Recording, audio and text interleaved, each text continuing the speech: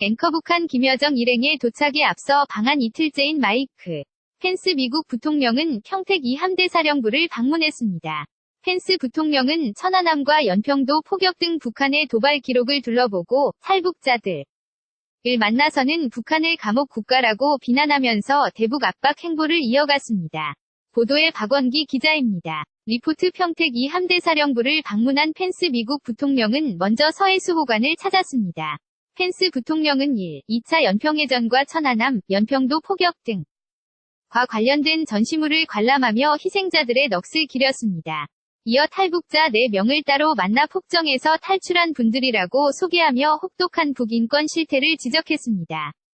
마이크 펜스 부통령 북한에는 강제 수용소가 있고 북한 사람 70% 이상이 식량 지원이 없으면 생존이 어렵습니다.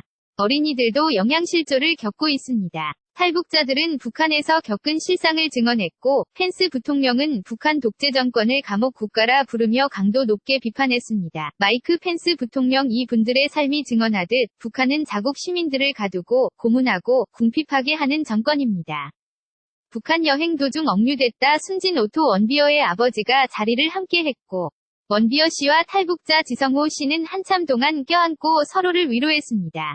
펜스 부통령 일행은 2010년 북한 공격으로 침몰한 천안함도 둘러보며 대북 압박을 이어갔습니다. 펜스 부통령은 또 문재인 대통령이 전날 만찬에서 대북 추가 제재와 압박을 강력 지지한다는 입장을 재확인했다고 공개했습니다. 북미 대화 전제 조건에 대해선 비핵화가 변화의 시작점이 돼야 한다며 선핵 포기를 요구했습니다. KBS 뉴스 박원기입니다. 앵커 북한 김여정 일행의 도착에 앞서 방한 이틀째인 마이크 펜스 미국 부통령은 평택 이 함대 사령부를 방문했습니다.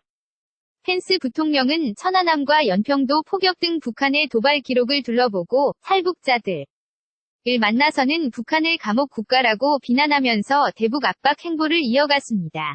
보도에 박원기 기자입니다. 리포트 평택 이 함대 사령부를 방문한 펜스 미국 부통령은 먼저 서해수 호관을 찾았습니다. 펜스 부통령은 2차 연평해전과 천안함, 연평도 포격 등과 관련된 전시물을 관람하며 희생자들의 넋을 기렸습니다. 이어 탈북자 4명을 따로 만나 폭정에서 탈출한 분들이라고 소개하며 혹독한 북인권 실태를 지적했습니다. 마이크 펜스 부통령 북한에는 강제 수용소가 있고 북한 사람 70% 이상이 식량 지원이 없으면 생존이 어렵습니다.